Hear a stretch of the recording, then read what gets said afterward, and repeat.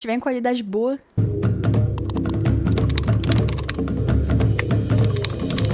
Alienígena encontrado em Codó. Contato com seres de outro planeta. Tá uma suposta cidade perdida. O capeta está aqui, ó. E crianças de 2 anos e meio estão sendo treinadas por esse baralho para realizar magia negra. Qual a sua mensagem para a Terra, Bilu? Apenas que você conhecimento. A propósito, eu sei que isso vai parecer meio óbvio, mas eu sou obrigado a botar isso no vídeo porque tem muita gente burra. O iceberg literalmente tem teorias da conspiração no nome, então obviamente a maioria das coisas daqui se tratam de apenas especulação, teorias malucas sem provas ou acontecimentos factuais que podem ser interpretados de tal forma que implica uma conspiração maior, que por si não possui provas concretas. Eu confio na minha audiência o suficiente para deixar vocês decidirem quais teorias vocês acham verídicas ou meramente interessantes, e eu vou tentar ser o mais imparcial possível. Além disso, várias das teorias têm referências políticas. Então, por favor, não tornem os comentários desse vídeo um debate de esquerda versus direita, por favor. Enfim, espero que gostem do vídeo. Tem que avisar, né? Porque burro médio no Brasil, ainda por cima, tem que explicar o óbvio, né? Você conhecimento.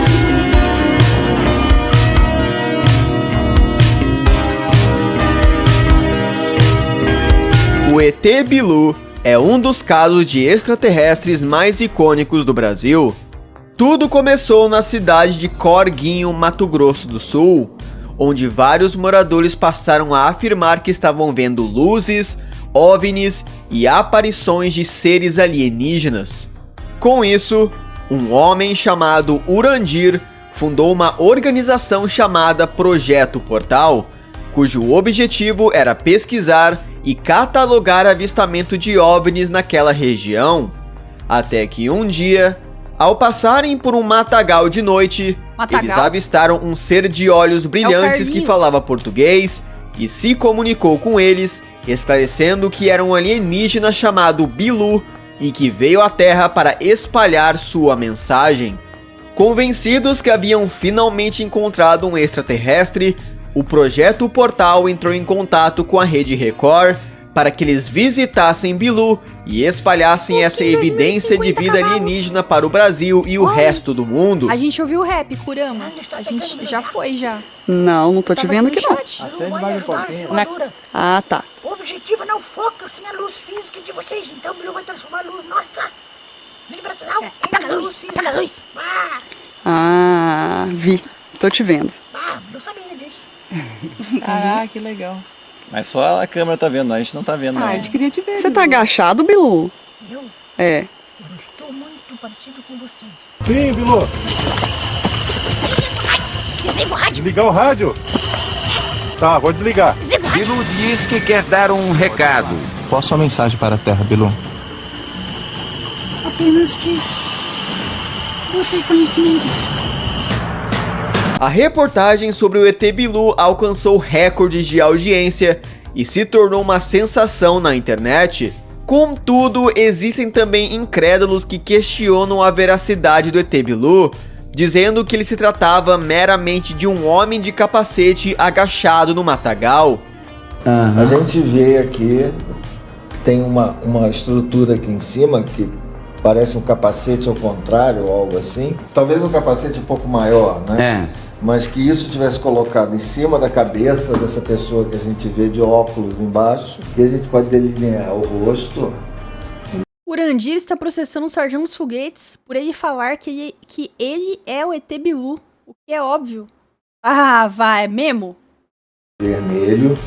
Ô, esse Urandir aí, pra quem não sabe, ele é o do ET de Varginha, não é? Eu não confio nesse cara não, acho que ele é mentiroso. Em azul. Ele vai no Ratinho, vai nos programas de auditório.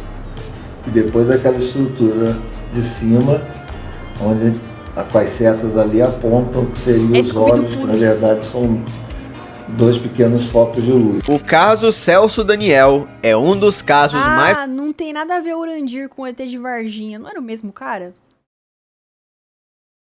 Ele tem a ver com Ratanabá. Ah, esse é o cara de Ratanabá.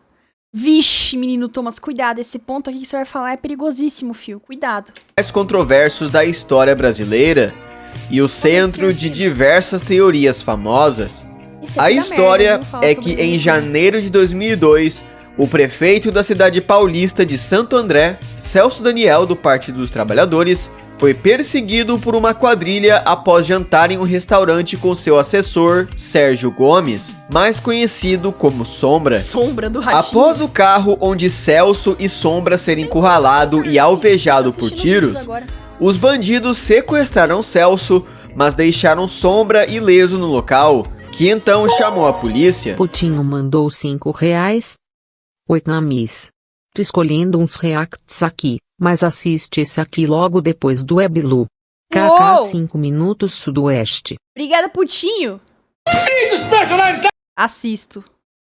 Ah, não. Cara, eu não gosto desses caras. Eu não tenho nada contra eles. Eu tenho uma historinha que envolve eles. E é por causa disso que eu não gosto desses caras. Mas eu assisto porque o senhor pagou e porque é 5 minutos. Irmãos pelo logo entrevistam ET Bilu. Obrigada, Putinho.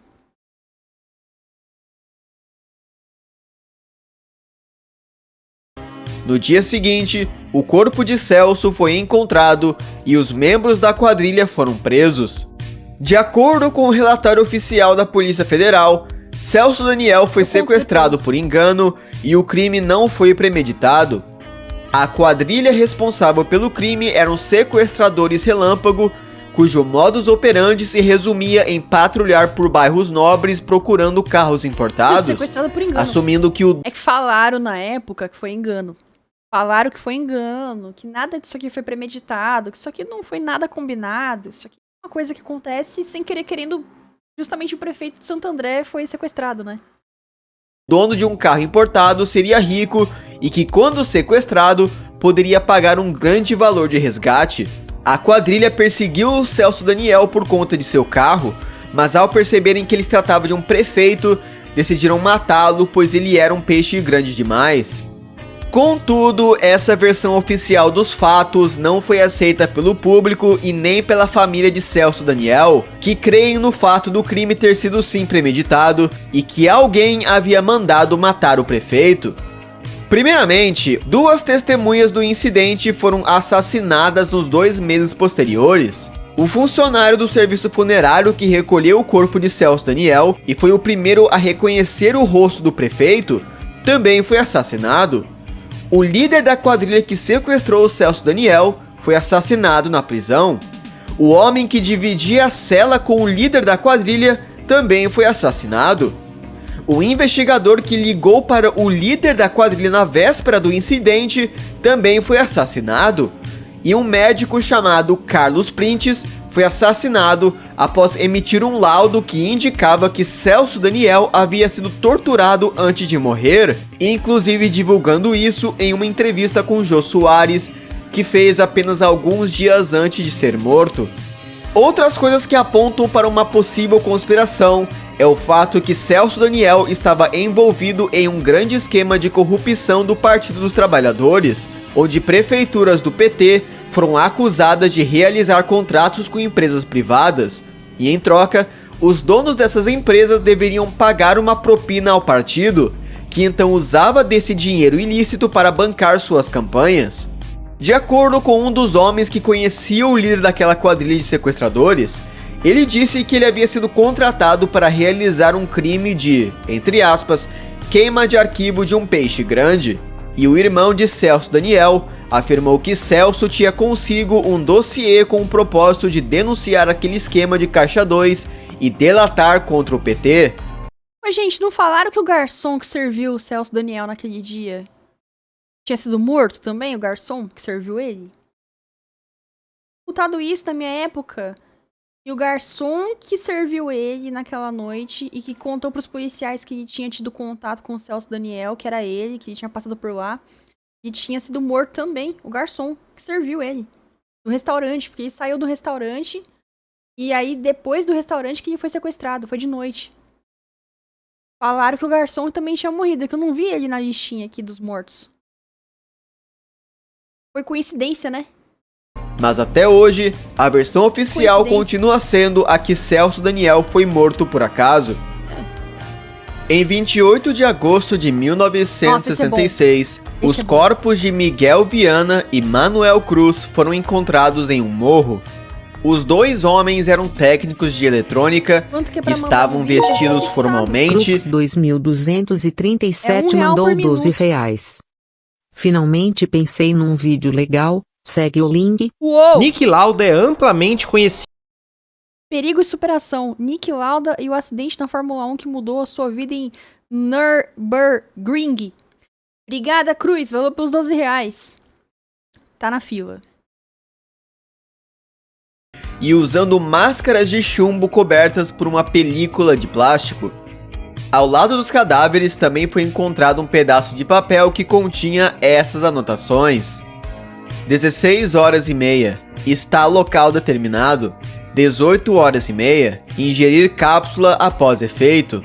Proteger metais, aguardar sinal, máscara. Os corpos já em decomposição foram levados ao IML, que não encontrou nenhum sinal de envenenamento, violência, drogas e sequer uma única causa de morte aparente, como se eles simplesmente tivessem morrido de forma espontânea. Investigadores descobriram que Miguel e Manuel faziam parte de um grupo de pesquisas científicas e espiritualistas, e em suas possessões foram encontradas diversas publicações relacionadas ao esoterismo e contato com espíritos. Uma mulher que morava no lugar próximo de onde os corpos foram encontrados foi entrevistada por uma revista e eles afirmaram que testemunharam um, entre aspas, objeto voador bem grande, arredondado, com tons de laranja e um círculo vermelho brilhante em sua volta, sobrevoando o morro, antes de desaparecer. Curiosamente, a família afirmou que viram isso no dia 17 e por volta das 19 horas, o que confere com o dia e horário estimados da morte dos rapazes de acordo com o IML. Até hoje não existe nenhuma explicação oficial para a morte dos rapazes, embora teoriza-se que os dois estavam tentando entrar em contato com seres extraterrestres e as máscaras de chumbo tinham o propósito de protegê-los da radiação. Se isso for verdade, parece que eles conseguiram. A agência brasileira... Então, pelo que parece, eles realmente faziam parte desses segmentos de ufologia que tentam ter contato espiritual com ET. Eles usaram algum meio... solta muita... radiação, né? Na verdade, assim, tudo emite radiação, né? Não sei se vocês sabem disso. Eles queriam sodomizar o ET. Tudo emite radiação, só que alguma coisa eles conseguiram mexer lá, que soltava muita radiação. E eles usaram uma roupa e devem ter falado pra eles que essa roupa iria fazer com que eles se protegessem da radiação e conseguissem ter um contato físico/espiritual com um alienígena. Alguém mandou eles fazerem isso, eles testaram e não deu certo. Só que fica a dúvida, o que eles usaram pra poder emitir tanta radiação a ponto deles morrerem carbonizados e forem encontrados em decomposição, né? Será que eles usaram? Eu acho que essa é a explicação mais plausível desse caso, porque esse caso não tem explicação nenhuma, ninguém sabe por que eles fizeram isso, ninguém entende por quê, como, e é um caso que ninguém chegou numa conclusão, mas eu acho que deve ser isso. Porque nessa época, gente, é quando começou a ter esses tipos de coisa, assim, de espiritismo, de ufologia, assim, forte no Brasil. E eu acho que eles começaram a ler muito sobre isso e aí eles tentaram copiar alguma coisa que alguém tinha dado de ideia pra eles, só que não deu certo. ABIN, esse aqui é perigoso, hein? Brasileira de Inteligência, ou ABIN, é uma agência do governo cujo propósito oficial é identificar oportunidades... É igual quando chega uma pessoa aqui no chat. Olá, Camila, tudo bem? De que estado que você está falando, Camila? Camila, você está na sua casa agora? Quantos banheiros que tem na sua casa? Camila, você tem cadastro em tal lugar? Já sei. Unidade de interesse para o país, defender a soberania nacional e investigar ameaças reais e potenciais ao Brasil. Como ela se trata de uma agência de inteligência semelhante à CIA dos Estados Unidos ou a MI6 do Reino Unido, os detalhes de suas operações são mantidas em sigilo e fora do conhecimento do público, o que gera muita especulação sobre a atuação dessa agência, que serve como base para alguma... Gente, eu não falo mais no telefone com ninguém. Não falo mais. Outro dia ligou o gerente do meu banco. E era realmente o gerente do meu banco. Oi, eu sou o gerente do seu banco, tá? Só pra saber se tá tudo bem. Eu, sim. Aí caras, eu sou tão desconfiada com as coisas. Sim, tá tudo bem. Não precisa de nada? Não precisa de ajuda de nada? Nada. Nada. Tá tudo bem. Ah, tudo bem, senhora. Tenha um ótimo dia. E desligou. E era realmente ele. Mas, caras, eu vivo num momento da minha vida que eu sou tão desconfiada com as coisas. Eu prefiro nem falar muito nem com o gerente do meu próprio banco, sabe? Boa noite, Daniel Costa. Umas teorias de conspiração na internet. Um adolescente com acesso à internet é melhor que a ABIN. Sei muito bem o que a ABIN faz, tá? Algumas dessas teorias afirmam que a ABIN espiona oponentes mesma, eu acho que eu desconfio de mim mesma. Eu não confio em mim mesma. Do governo, se infiltram em grupos dissidentes. É verdade, o Nubank não tem gerente, caras. A melhor parte é essa. Putinho mandou R$2. Camis, tu assistiria um vídeo do canal do Lilovlog? É um vídeo sudoeste para membros de 1 hora. Te mando o valor do vídeo mais a inscrição. Pode ser ou você me curte. Tem uma série que ele fez que queria financiar. Eu topo. Só que você vai ter que me pagar a inscrição pra eu virar membro do canal dele também. Eu topo, assisto hoje, sem falta. Bora que hoje a gente vai até não aguentar mais. Só que tem uma questão hoje, tá? O Hernani, ele vai assistir um vídeo... Hoje o filme que o Hernani vai assistir é o filme que eu patrocinei. Então hoje, acabando a live aqui na Twitch, eu vou gankar o Hernani porque ele vai assistir o filme que eu patrocinei. Não sei que horas o Hernani vai começar, tá? Então talvez... O Vento Levou, gente. Eu paguei o Hernani para assistir e o Vento Levou. Uma obra de arte do cinema americano, ganhador de Oscars. Filme filé. Clássico. E o Vento Levou. O filme do Didi vai ser depois. Eu tenho que pagar pra Hernani assistir o filme do Didi, Quer Ser Criança. É que assim, eu pago coisas boas, mas eu também vou pagar algumas coisas pela zoeira.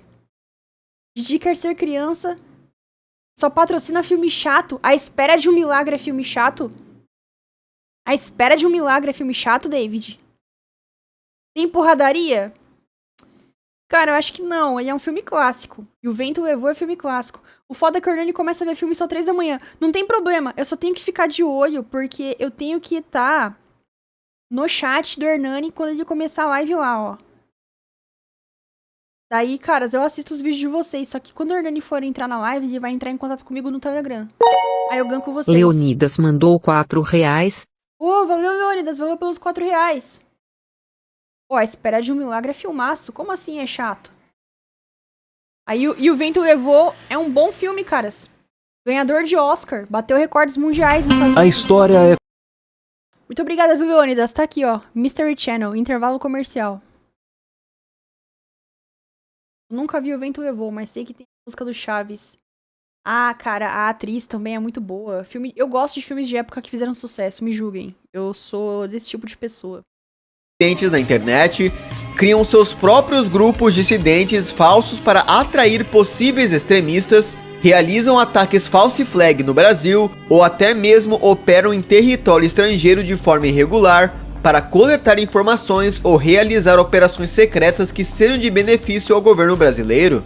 Também fala-se de passagem que a ABIN é a sucessora da SNI, que serviu como a polícia secreta do regime militar, e após a dissolução da SNI, vários de seus integrantes simplesmente passaram a trabalhar na ABIN. Uma teoria de conspiração / lenda urbana que existe sobre Brasília é que existe uma grande rede de túneis subterrâneos na cidade que conectam o Palácio do Planalto com outros edifícios do governo e pontos estratégicos como quartéis e aeroportos. De acordo com a lenda, esses túneis foram criados logo na construção de Brasília. Eu pretendo pagar pra Hernani assistir Didi Quer Ser Criança. E eu queria pagar um outro filme também. Aí hoje ele vai assistir o Vento Levou. Eu que paguei pra ele assistir. Do próprio JK, devido à crescente tensão entre o executivo e o exército. Então, temendo um golpe de estado ou tentativa de assassinato, Juscelino ordenou a criação desses túneis para servirem como rotas escapatórias secretas para o presidente e membros cruciais do governo e Congresso. Em 2024, Foram circulados vídeos que afirmavam que a Polícia Federal havia encontrado túneis e câmeras secretas subterrâneas em Brasília, embora esses vídeos seriam ditos como falso por sites de checagem. No começo dos anos 2000, a franquia Yu-Gi-Oh! Chegou no Brasil. E aí, será que tem túnel? Eu acho que tem, hein? Quando os caras se esforçam muito pra falar que não tem túnel, é porque tem túnel. Acompanhado de um desenho animado, merchandise e, é claro, o jogo de cartas. A franquia se tornou bem popular no Brasil quase que instantaneamente, mas também causou uma grande controvérsia por conta da circulação de uma teoria que afirmava que o jogo se tratava de um jogo satânico. O chamado Baralho do Diabo era desse jogo onde crianças eram ensinadas a invocarem demônios e feitiçaria para matar o adversário, com mensagens subliminares e símbolos que guiavam a criança ao ocultismo. Essa narrativa foi repercutida pela grande mídia da época e vários pais preocupados proibiam seus filhos de jogar o jogo e assistir o desenho. Na televisão, o apresentador Gilberto Barros dedicou uma matéria em seu programa para expor e denunciar o Baralho do Diabo. Essa matéria acabou virando Lost Media e após entrarem em contato com a Band, a emissora supostamente pediu um pagamento de mais de R$100 mil para que as imagens fossem publicadas. De qualquer maneira, a reportagem foi encontrada de graça após alguém simplesmente perceber que outra pessoa aleatória já tinha postado ela no YouTube vários anos atrás. Algumas pessoas escreveram e-mails dizendo que eu exagerei, que não é bem assim. Tio Will tem um ódio mortal do Quando é assim, eu prefiro pecar por excesso. Putinho mandou R$70. Fechou então. Vai o valor do vídeo mais membro. É sobre rituais, ele fez vários vídeos sobre o tema, mega interessante. Quero financiar todos. Eu gosto ver todos com você e os ouvintes. Eu gosto muito do Lilo Vlog. Fechou, Putinho. A gente vai assistir todos os vídeos dele sobre rituais. Só que eu achava que o Lilo, ele não era cristão. Até onde acompanhava o Lilo, eu acompanho os vídeos dele, gosto dele, eu achei ele muito inteligente. Eu achava que o Lilo era agnóstico. O vídeo tá baixo? Não, não tá baixo não. Agora, se ele mudou recentemente, eu não sei. Só que eu vou virar membro pelo celular, tá? Ô, Putinho, graças a Deus, hein? Obrigada, Putinho. Vamos ver se só se carrega. Fala, pessoal. Pronto. Ué, tô conseguindo ver. Ah, porque não em estado. Entendi. Ué, consegui. Bora, meu irmão. Bora, meu irmão. Bora, meu irmão. Bora, meu irmão. Bora, meu irmão. Mano, manda logo esse pix, mano. Bora, meu irmão. Bora, meu irmão. Não tô com paciência. Bora, meu irmão. Eu vou fechar a live, velho. Eu vou fechar a live. A BIM deu apenas R$2. Camila, você parece meio estressada. Poderia mostrar o seu cartão do banco frente e verso para sabermos que você está bem. Meio estressada. Poderia mostrar o seu cartão do banco frente e verso para sabermos que você está bem?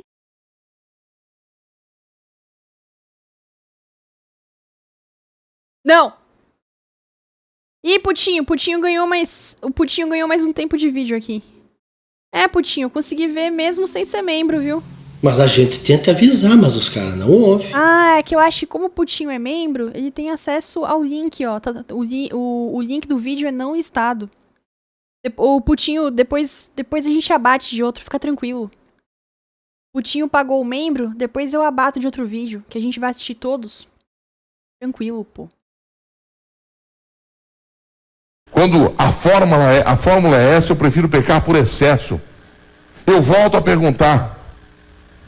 Como é que não é bem assim? Vocês viram a carta? O capeta tá aqui, ó. E crianças de 2 anos e meio. Chutando canelas. O capeta está aqui, ó. E crianças de 2 anos e meio estão sendo treinadas por esse baralho para realizar magia negra. Como é que eu não exagerei? Como é que eu exagerei, aliás? Essa carta, hein? Você que disse que eu exagerei, tem um filho. Tem um filho. Veja o seu filho brincando com essas cartas. O meu sobrinho não desviava o olho. Ele não disse boa tarde, tio Gilberto. Ele não disse. Ele não disse. A justificativa é de que é apenas uma brincadeira. Leão, é um jogo. Milhões de crianças brasileiras estão sendo se viciadas, promotores da vara da infância e juventude. Se viciadas, iludidas, hipnotizadas por essa palhaçada, por essa indecência, por essa figura de mau gosto ou figuras de mau gosto. Pera lá, brincadeira apenas inocente não. Brincadeiras que induzem a violência, brincadeiras que ensinam como bater, como matar. Controvérsias semelhantes também aconteceram com os jogos Magic the Gathering, Dungeons and Dragons e Pokémon, onde esses jogos também eram acusados de incentivar a violência e satanismo para crianças. Contudo, a polêmica do Yu-Gi-Oh! Foi maior que todas elas de longe e severamente afetou a popularidade da franquia no país. A Mind, ou Mind8, é uma agência de influenciadores fundada em 2017 que serve como uma mediadora entre influencers digitais e empresas publicitárias. A maioria das mais de 400 contas ligadas à Mind se tratam de páginas de fofoca, com a maior delas sendo a Choquei. E juntas, essas páginas possuem mais de 171 milhões de seguidores. 7 a cada 10 pessoas na internet brasileira seguem alguma conta agenciada pela Mind. Surgiu-se teorias que a Mind também exigia que as contas associadas a ela replicassem postagens ordenadas pelos superiores da agência, com o objetivo de artificialmente promover certos artistas e influenciadores. A agência respondeu afirmando que isso é mentira e que todos seus influenciadores postam conforme seu desejo próprio. Contudo, o jornal Núcleo realizou uma pesquisa afirmando... E a Choquei falando sobre o Frei Gilson? Todos os blogueirinhos, criadores de conteúdo, influenciadores e a Choquei falando sobre o Frei Gilson. Nossa, gente! As pessoas estão acordando às 4 da manhã pra rezar o terço! Meu Deus! Meu Deus, gente! Como que pode as pessoas acordarem por vontade própria? Pra rezar o terço? Meu Deus, gente! Como que pode? Nossa Senhora! Todo mundo... Nossa, nem um pouco estranho, né? Todo mundo se juntando pra falar mal do Frei Gilson, né? Incrível. Incrível, né? Que perigo, né, Wilton? Muito perigoso, hein, gente? Que perigo, hein?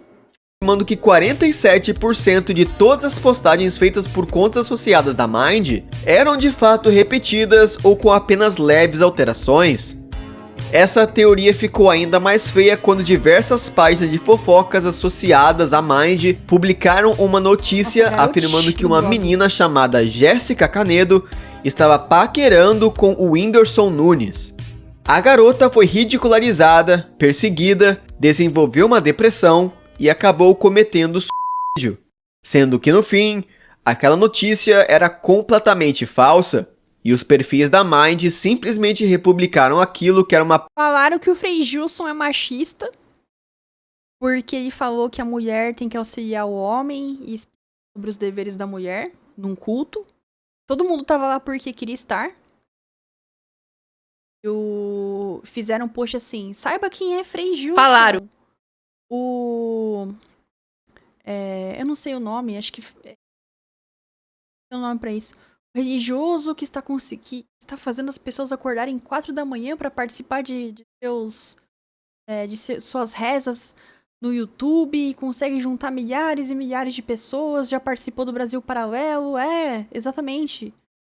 Ligado ao Bolsonaro, participou do Brasil Paralelo, aquelas coisas de sempre, né? Aí todo mundo se unindo pra compartilhar e falar assim, nossa, como esse homem faz isso?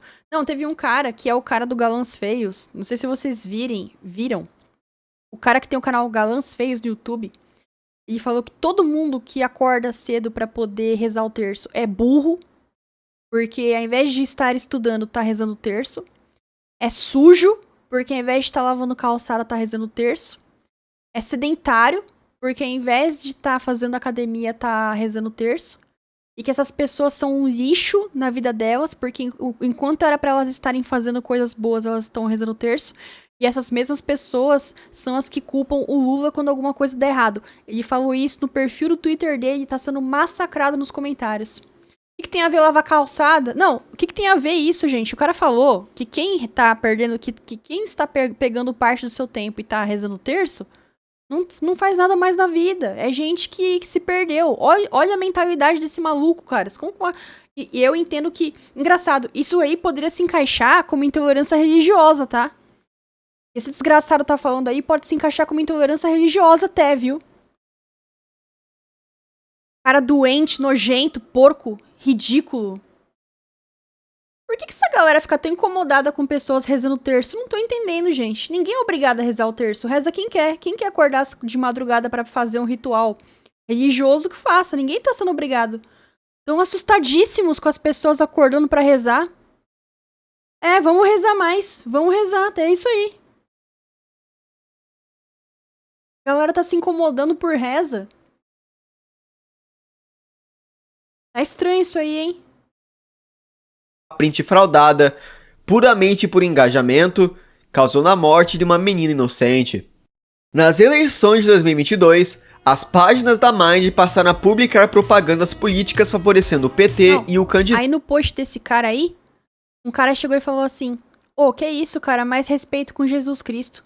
Ele chegou e falou assim: quem que é Jesus Cristo? Ninguém se importa, ninguém nem sabe quem é Jesus Cristo. Jesus Cristo nem existe. Ele falou que Deus não existe, ele falou que Jesus Cristo não existe. Ou seja, ele já tem raiva da religião cristã. Já é algo que ele tem raiva. Não adianta negar. Aí os caras ficaram... Não, ele falou assim: pleno 2025, as pessoas ainda acreditando em Jesus Cristo. Aí os caras comentaram assim: 2025 depois de quem? É 2025 depois de quem? Cara doentão. Ridículo. Candidato Lula, e também injuriando seus oponentes políticos como o Bolsonaro e Ciro Gomes. Surgiu-se então a teoria que a Mind estava sendo manipulada pelo PT para divulgar essas informações devido às excessivas propagandas, ao fato de uma das fundadoras da agência ser filha de um ex-ministro do Lula e de ter recebido quase R$500 mil em contratos com o governo na época do governo Dilma. Uma teoria de conspiração que vai mais longe ainda afirma que a perseguição injusta contra a Jéssica foi feita... Né? Se sou eu fazendo um post, imagina se eu faço um post. Nossa, o cara tá indo pro bloquinho de carnaval, Podia estar lavando a calçada, podia estar trabalhando, podia estar fazendo academia, mas tá indo pra bloquinho de carnaval. Eu sou, massacrada. Aí o cara pega pessoas que acordaram de madrugada pra rezar o terço porque querem. Tá lá. Falando que essas pessoas são perdedoras, são fracassadas.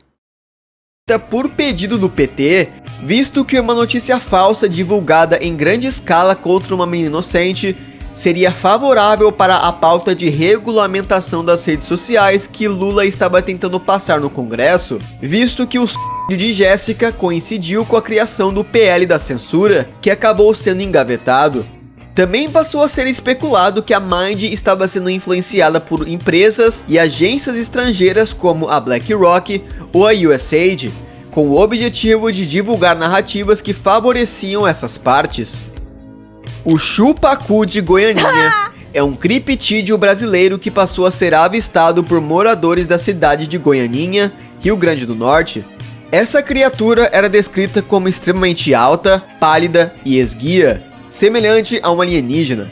Este ser era dito pela população como agressivo e invadia as casas de suas vítimas de noite para realizar um ato de sucção na cavidade anal das vítimas, o que as inseria em um breve estado de coma.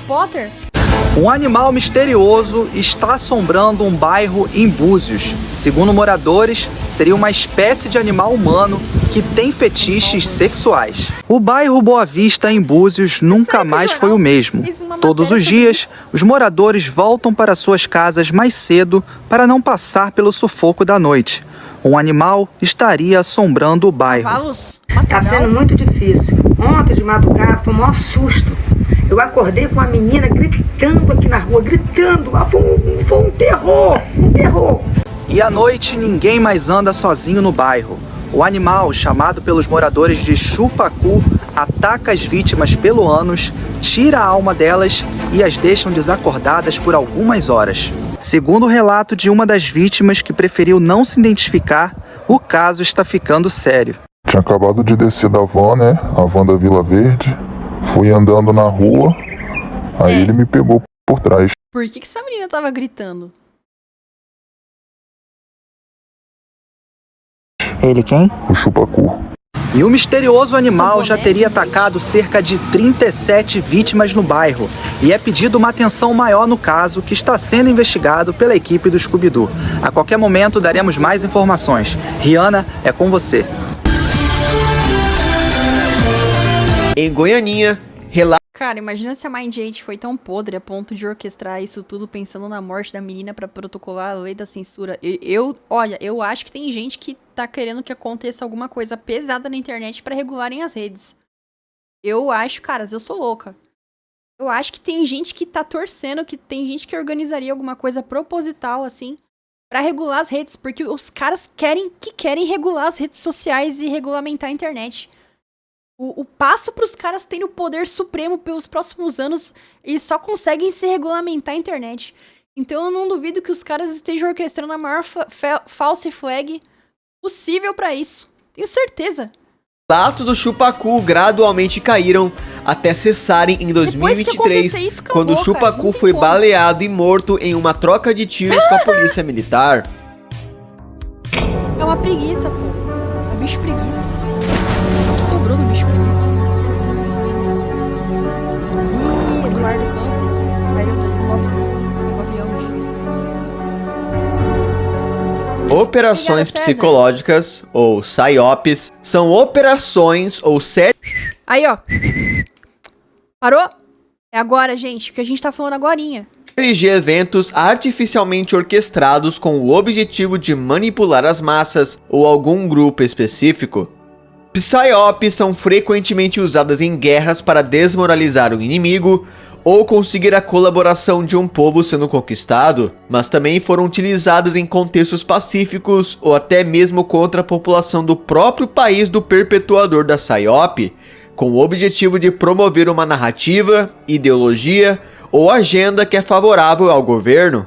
PSYOPs são frequentemente mencionadas em teorias da conspiração, onde é afirmado que algum evento específico foi orquestrado por algum governo, agência estrangeira ou corporação para favorecer alguma narrativa que seja favorável a ela. Outra teoria afirma que o recente boom da indústria de inteligência artificial é também uma PSYOP de algum governo ou sociedade secreta, com o objetivo de inundar a internet com conteúdo gerado por IA. Dessa forma, o público ficaria paranoico com o que pode ser IA ou não, o que não Metal Gear não apenas afeta coisas como ilustrações ou desenhos, mas também a própria segurança de qualquer indivíduo, visto que a IA é capaz de, em teoria, fabricar uma evidência falsa de alguma pessoa inocente cometendo um crime ou realizando qualquer ato que possa resultar em uma perda de sua reputação.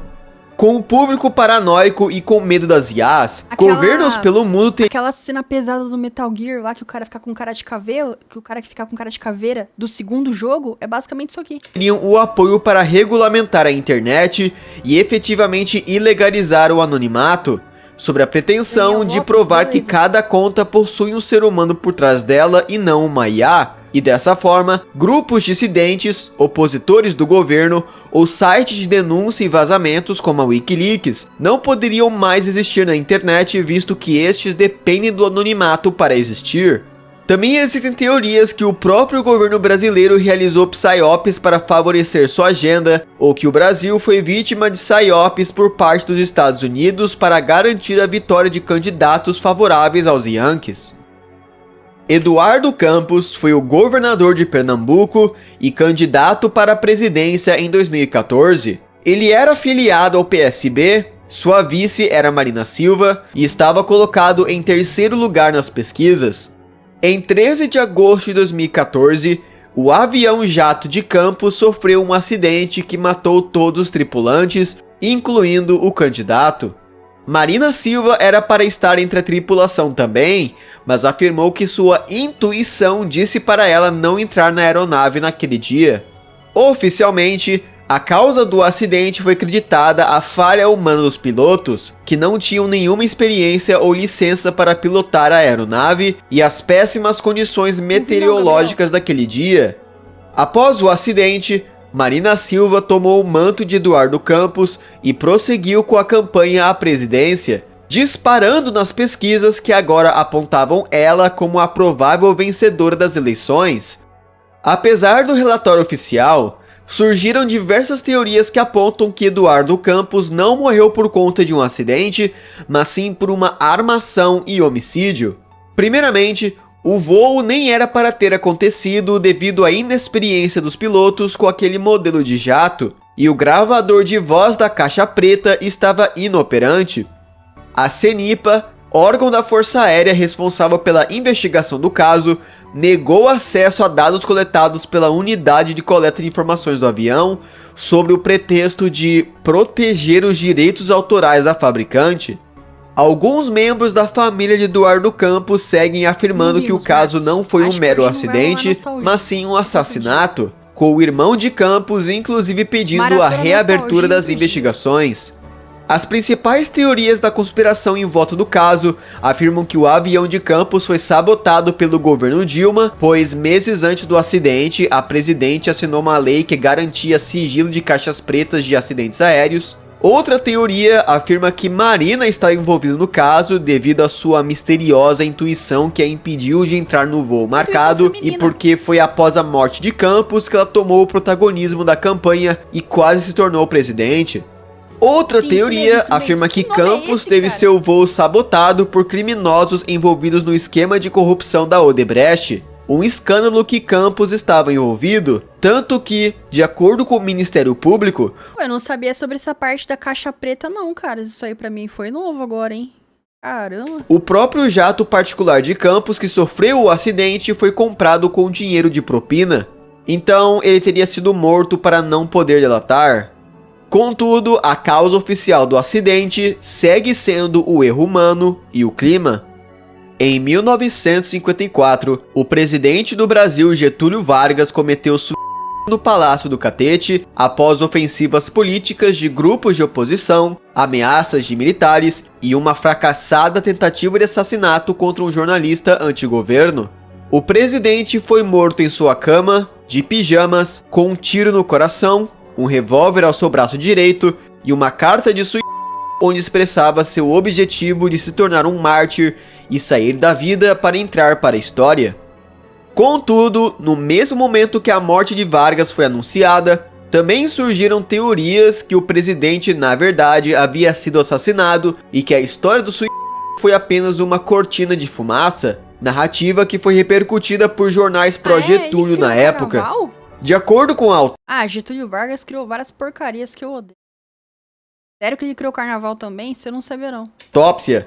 O tiro que matou o Vargas acertou o coração de Vargas pelo lado esquerdo e de baixo para cima, o que é bastante incomum para um suicídio. Também foi questionado como que a carta de suicídio... Mas vocês estão muito falaram, hein, no chat. Ele não criou o carnaval.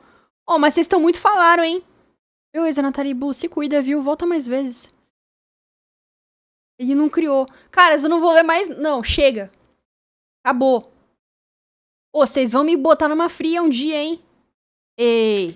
De Vargas havia sido escrita em uma máquina de escrever, sendo que o presidente não sabia datilografar, mas posteriormente foi confirmado pelo redator do discurso de Vargas, que foi ele quem publicou aquela versão para a imprensa, e a carta original de Vargas era a mesma, porém escrita à mão. Também surgiu um boato que o travesseiro de Vargas continha sinais de estrangulamento, mas eu não achei nenhuma fonte para isso além de lendas populares. A Guerra do Paraguai foi orquestrada pela Inglaterra, é uma teoria repercutida por nacionalistas paraguaios e setores da esquerda brasileira que afirmam que o Império Britânico usou de sua influência para fazer o Brasil e a Argentina invadirem o Paraguai. Oficialmente, A Guerra do Paraguai começou quando o Brasil interviu na Segunda Guerra Civil Uruguaia no lado do Partido Colorado, enquanto a ditadura paraguaia, liderada por Solano Lopes, apoiava o Partido Blanco. Em resposta à entrada de tropas brasileiras no Uruguai, Solano ordenou uma invasão ao Brasil e também uma invasão contra a Argentina após ela ter recusado um pedido de acesso militar do Paraguai para que as suas tropas passassem pelo país.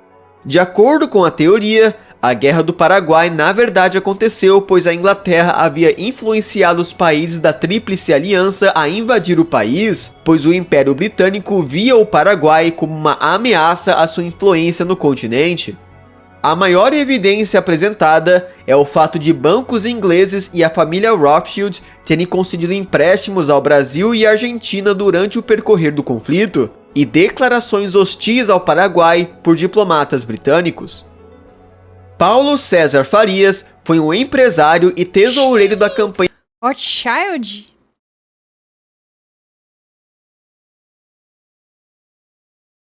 presidencial de Fernando Collor. PC Farias viria a ser o protagonista de um grande escândalo de corrupção que ficaria conhecido como o Esquema PC Farias, onde empresários pagavam propinas para a campanha de Fernando Collor e, em troca, o presidente concedia favores políticos para esses empresários. PC Farias, sendo o tesoureiro da campanha de Collor, agia como a laranja ou testa de ferro desse esquema, ou seja, era ele quem intermediava esse processo. O dinheiro das propinas era depositado nas contas de PC Farias no Brasil e no exterior, que então eram gastos na campanha de Collor. Após o impeachment de Collor, PC fugiu do país e desapareceu até ser capturado em Bangkok, Tailândia. Contudo, ele foi apenas condenado por falsificação de documentos e 7 anos de cadeia, mas foi solto 7 meses depois para cumprir sua pena em liberdade condicional. Em 96, PC Farias e sua esposa foram encontrados mortos a tiros em sua casa na praia. A narrativa oficial da polícia foi que Paulo foi morto pela sua própria esposa por ciúmes enquanto ele dormia, e depois ela matou a si mesma. Nossa senhora, hein? Tá bom. Segurança de PC Farias até seriam julgados por suspeitas que eles teriam efetuado o crime, mas foram inocentados por falta de provas. A versão que afirma que Paulo foi morto por sua esposa não é muito aceita por peritos da polícia até hoje em dia. E até hoje também não sabe quem matou o casal. Em 2024, a Embaixada dos Estados Unidos no Brasil iniciou a construção de um novo prédio em Brasília, com uma profundidade de até 30 metros.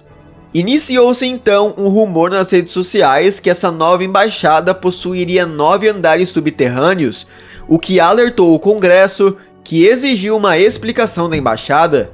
De acordo com a Embaixada Americana no Brasil, a profundidade dessa nova estrutura se trata de pilares para garantir a estabilidade da estrutura e que o novo edifício possui apenas um andar subterrâneo e não 9. Em 1995, desapareceu uma menina de 11 anos chamada... Isso aqui é verdade, Gangue dos Palhaços, eu e a Nostalgia, a gente ficava brincando quando a gente era criança sobre a Gangue dos Palhaços que pegava as crianças. A gente dava risada, né? Porque vamos rir pra não chorar, né? Vamos rir pra gente não chorar. Ou minha mãe falava que se a gente ficasse brincando muito na rua sem ninguém ver, o Homem do Saco e a Gangue dos Palhaços iriam roubar a gente. Minha mãe falava isso. Aí a gente achava engraçado e ficava falando sobre a Gangue dos Palhaços. Chamada Aline, na cidade de Carapicuíba, São Paulo. Foram circulados boatos... Pior, quando eu era criança, tinha muito pedinte. E batia a palma na frente do portão, pedia prato de comida, pedia água, pedia dinheiro. Muito pedinte, muito pedinte. E às vezes tinha uns pedintes lá que eu ficava zoando com a Gi, que era o Homem do Saco. Bota um prato de comida aí pra mim. Bota um prato de comida aí pra mim. Tava lá pra fingir que queria pedir comida, mas Infinity Play 9 deu 28 pratos de comida. Obrigada, Infinity Play. Boa noite. Obrigada pelos 28 meses. Muito obrigada aí pelo seu Prime. Muito obrigada aí pelo apoio de sempre. Tamo junto, Infinity Play. Muito obrigada. Seria o tio Will um remanescente da Gangue dos Palhaços? Então, eu lembro que passou na Band sobre a Gangue dos Palhaços. E também tinha, quando eu era criança, a história de que tinham tatuagens no chiclete que tinha droga. E eram vendidas em banca de jornal, era vendido de maneira clandestina. Eles botavam na maldade droga na tatuagem do chiclete pra fazer a criança ficar viciada. Pra testar as drogas experimentais. Teve isso na minha época. E também teve o cinema que tinha...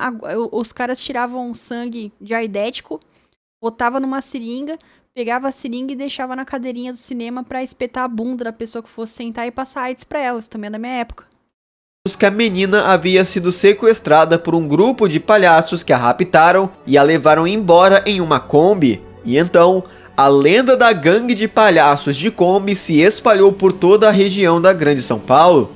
Vários pais passaram a proibir seus filhos de saírem sozinhos na rua e vários palhaços de circo foram ameaçados por conta dos rumores.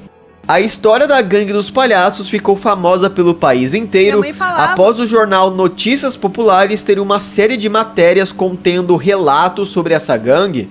Embora o jornal esclarecesse que estes se tratavam de apenas rumores e relatos, a maioria dos leitores seguiram acreditando na existência da gangue. Houve inclusive um retrato falado de um dos membros dessa gangue, um homem afro-brasileiro musculoso de camisa azul e acessório de palhaço, o que contribuiu para a veracidade dos rumores ao olhar do público. A Polícia Federal realizou uma investigação e concluiu que a gangue dos palhaços nunca existiu e tudo era nada mais que uma história popular. Até os dias de hoje, existem pessoas de idade que se lembram da gangue dos palhaços como algo que realmente aconteceu. O caso Pesseguini é uma das tragédias mais infames e controversas da história do Brasil. Em 5 de agosto de 2013... Itachi Uchiha brasileiro, que na verdade... Isso aqui é estranho, viu? Todos os membros de uma família foram encontrados mortos em sua casa. As vítimas eram 5 pessoas. Entre elas, o pai e a mãe, que eram policiais militares, e o filho do casal, um menino de 13 anos chamado Marcelo. Marcelo foi encontrado morto no banco de trás do carro da família. Longname 0000 Beludo mandou R$1. Boa noite, Camila. Feliz Dia da Mulher. Um vídeo em homenagem às mulheres. Cadê o vídeo? Obrigada, Longname. Ué.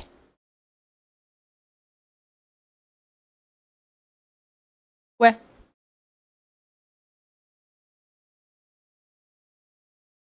Quando aparecer o vídeo eu pego.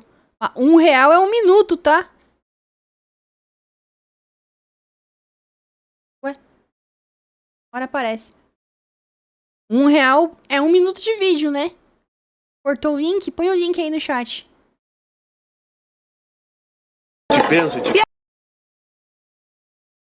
Rapidinho esse. Esse aqui eu vou abrir uma exceção. Vamos ver. E agora o que está vendo, hein?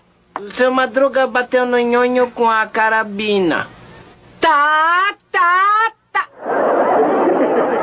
Nossa, eu fiquei com o chapéu. É o que fazem todas. Primeiro ficam com o chapéu, depois acabam ficando com a carteira.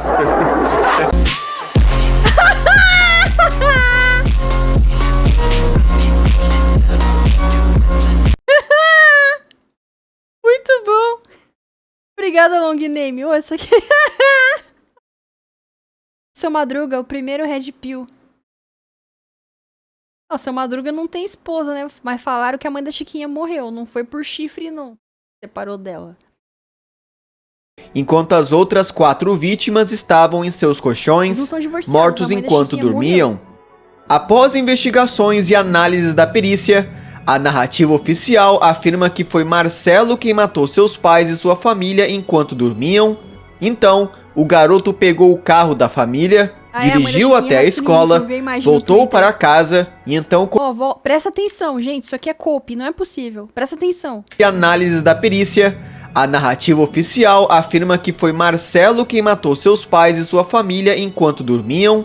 Então, o garoto pegou o carro da família, dirigiu até a escola, voltou para casa e então cometeu suicídio no banco de trás do veículo.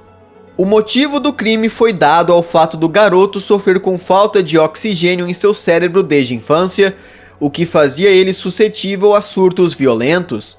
Outra evidência que apontava para Marcelo ser o... Cara, surtos violentos de uma criança é falar: mãe, eu quero sorvete agora! Mãe, eu quero comer sorvete no jantar agora! Ah! Isso é um surto de uma criança. Agora, o garoto é tipo... O garoto fez isso. Estou tendo um surto psicótico. Hoje eu vou organizar tudo para matar os meus pais. Vou fazer com que a cena do crime pareça que não fui eu que cometi o crime. Ah, gente. Moleque igual o Sasuke Uchiha sentado na sala, organizando todo um crime pra matar a família inteira. Ah, gente, pelo amor de Deus, né? Isso aí é coisa de psicopata. O menino tinha surtos. Ai, de repente o menino era autista, tinha surtos. Isso não justifica, caras. Para alguém que não oxigenou o cérebro, ele pensou demais. Se o menino teve falta de oxigenação no cérebro, ele teve comprometimento intelectual. Como que o menino que teve comprometimento intelectual pensou em tudo isso, gente? Dirigiu, foi pra escola, agiu como uma pessoa normal. Nem em anime, os caras de 17 anos fazem isso direito, cara. Vou matar! Vou matar! O perpetuador era o fato dele jogar o videogame Assassin's Creed, que teria o motivado ou ensinado a cometer assassinatos. O fato que ele fez, a possibilidade dele realizar as mortes, matar e de repente isso ser para ele como se fosse um joguinho de videogame que não era real. Por quê? Só para explicar, mostra aqui. Mostra aqui. Esse era o jogo que ele brincava, né? Assassin's Creed. O Assassin's Creed é nada mais... Desculpa, eu tirei fora de hora. O que é? Nada mais é o que está escrito aí, assassinos por convicção ou por crença. É um dos jogos mais em moda entre a garotada, é uma morte atrás da outra e já proibido em alguns lugares. E pode botar o menino. Eu pergunto à senhora, doutora, ele pode ter saído desse mundo real por um mundo de ficção do nada? Olha, Marcelo, é possível. A gente sabe que crianças vulneráveis, ou adolescentes vulneráveis, eles podem ser influenciados, sim, por esses jogos.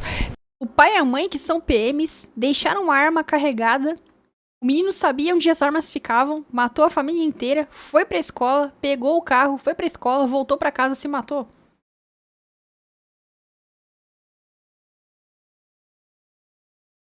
É isso que a história fala que aconteceu.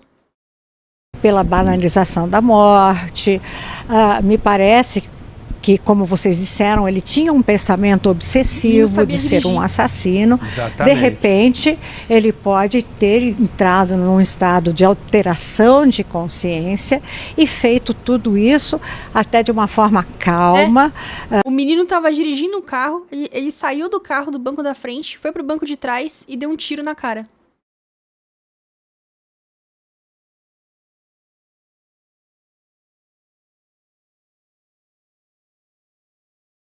Tá bom. Mas a gente sabe que isto não é algo natural e algo comum. Esse menino deveria estar passando por um momento muito difícil, em tese, tudo em tese. E que ele não verbalizava, ele não contava. Contudo, existem várias pessoas que contestam a narrativa oficial, afirmam a inocência de Marcelo e apontam que a família foi assassinada por alguma outra pessoa ou grupo de pessoas. Evidências que apontam para essa versão incluem: Marcelo era um adolescente de 13 anos e provavelmente não sabia atirar ou dirigir. Alguns laudos apontam que não foram encontradas digitais de Marcelo na arma ou resquícios de pólvora em suas mãos. As manchas de sangue encontradas nas paredes não correspondiam com alguém da altura de Marcelo. O cadáver do pai da família estava em um estado de putrefação, ao contrário dos demais. Testemunhas afirmaram que viram 2 indivíduos pulando o muro da casa no dia do ocorrido. Após os corpos serem descobertos, mais de 200 policiais entraram na cena do crime, o que poderia ter contaminado a cena. E um ano depois, foi feita uma reportagem na Band que afirmava que haviam mais de 100 horas de gravação relevantes que não passaram pela perícia. Esta é parte das centenas de horas de gravações que nunca chegaram às mãos da perícia, mesmo constando no processo. Nossa equipe teve acesso exclusivo ao material. 1h15 de 5 de agosto do ano passado. De acordo com a polícia, esse carro prata era dirigido por Marcelo Pesseguini logo depois de matar os pais, policiais militares, a avó materna e a tia-avó. Repare bem nessas imagens. O motorista está com as mãos em cima do volante e no banco de trás vemos o que parece ser um vulto. O veículo com os faróis apagados estaciona.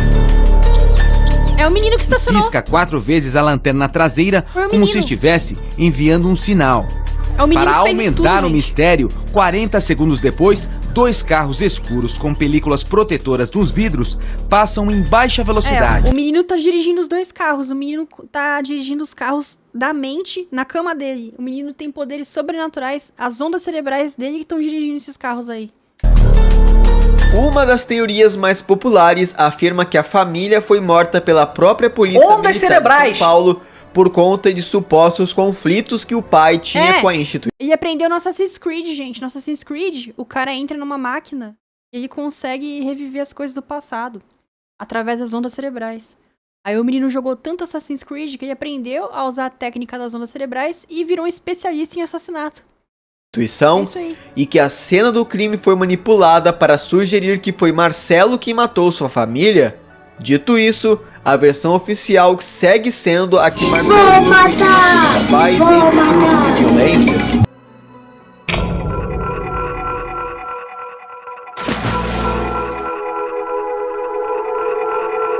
Ih, rata na bala.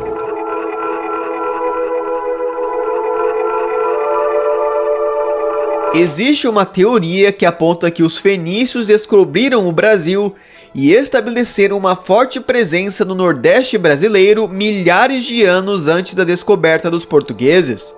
Aí, o maior defensor dessa os ancestrais do Cabrutos aí, ó. teoria foi o historiador e professor austríaco Ludwig Schwenhagen, que fez uma série de textos afirmando que os fenícios haviam chegado no litoral brasileiro por meio de correntes marítimas.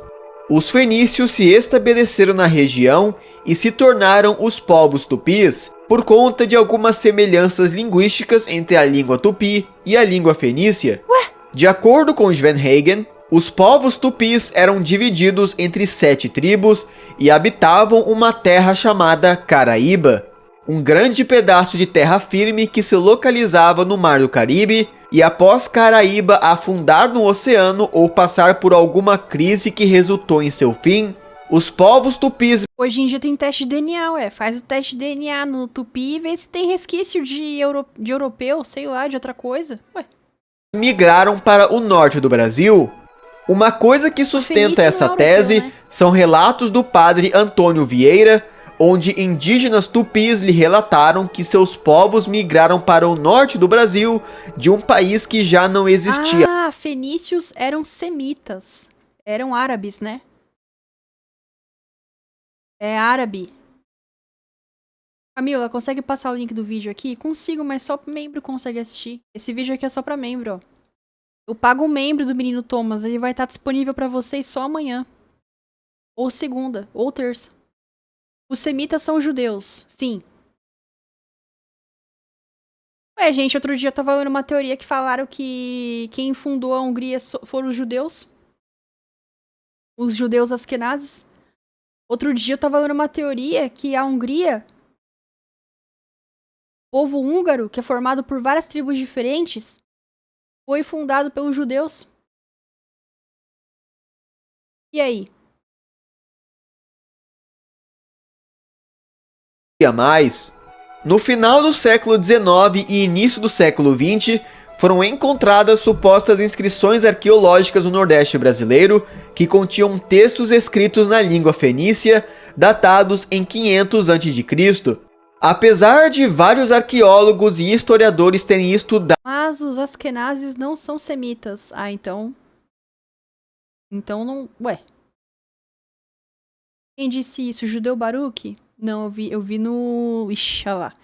Eu vi no Reddit. Fonte, Reddit. Fonte. Tópico do Reddit. Falaram. Dado essas inscrições e afirmado que elas são fraudadas, vários outros arqueólogos e historiadores fizeram seus próprios estudos e concluíram que elas são legítimas ou que é impossível determinar se é fraude ou não. Tancredo Neves foi o primeiro homem a ser eleito presidente. Foi um judeu húngaro que criou o Krav Maga, isso é verdade. Após a queda do regime militar em 85, fazendo dele, em teoria, o primeiro presidente da República Nova. Porém, Tancredo morreu antes de tomar posse devido a complicações com a síndrome de resposta inflamatória sistêmicas. A morte de Tancredo foi repleta de mistérios, como o fato de sua condição ter sido escondida do público. Nossa, que cara cabeçudo, gente, Jimmy Neutron, um menino gênio aqui, que susto. Do público que Tancredo já estava morto desde as eleições. Essa foto publicada para refutar a narrativa. Jimmy Neutron, o menino gênio. A morte de Tancredo foi repleta de mistérios, como o fato de sua condição ter sido escondida do público, rumores do público que Tancredo já estava morto desde as eleições. Essa foto publicada para refutar a narrativa que Tancredo já estava morto, mas ela só acabou deixando as coisas piores, pois o Tancredo parece morto na foto, e sem falar que a própria causa de morte oficial não foi divulgada. Uma das teorias mais icônicas sobre a morte de Tancredo Neves afirma que o presidente, na verdade, foi assassinado pelos militares, pois estes queriam o vice de Tancredo, José Sarney, no poder, pois seu partido, o PDS, apoiava o regime militar.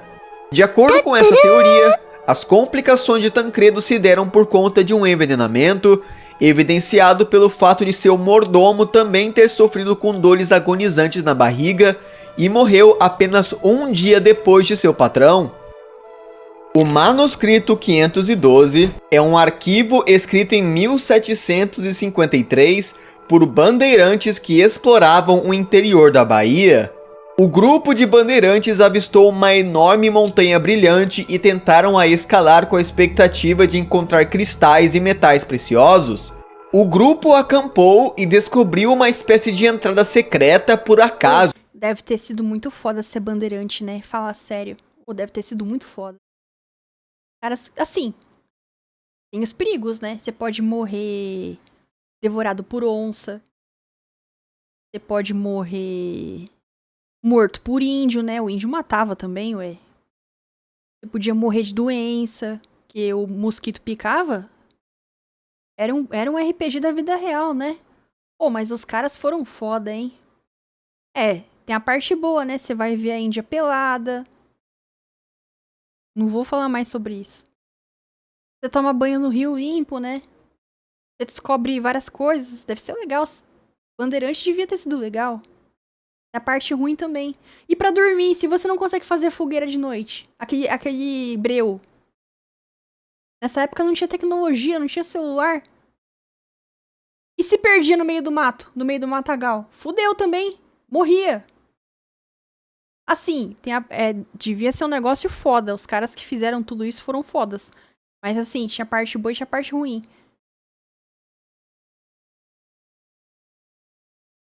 Mas essa galera já seria os miscigenados com índios. Ou seja, já sabiam liderar bem com a região.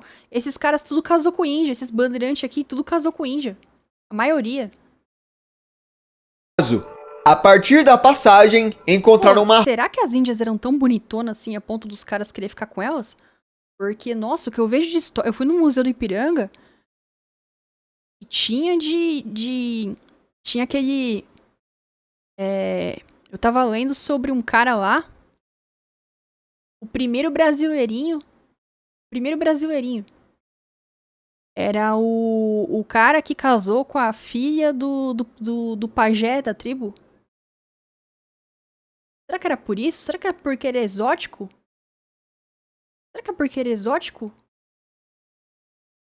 A rota até o topo da montanha, da onde avistaram uma enorme cidade do outro lado.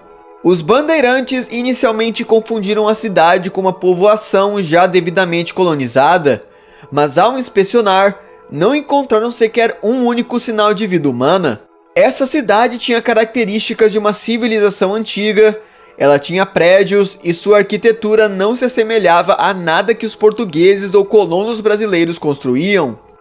Esse documento escrito foi enviado para autoridades no Rio de Janeiro, mas só foi de fato analisado e descoberto em 1839. Ele é legítimo e estudos comprovaram que ele foi de fato escrito nos anos 1700. O manuscrito 512 serve como base para a maioria das teorias que afirmam a existência de uma civilização perdida no Brasil, e até hoje segue sendo um mistério que nunca foi solucionado. O Pavilhão 18 é um suposto laboratório secreto do governo brasileiro localizado no subterrâneo da Universidade Estadual de Campinas, relevante ao caso do ET de Varginha.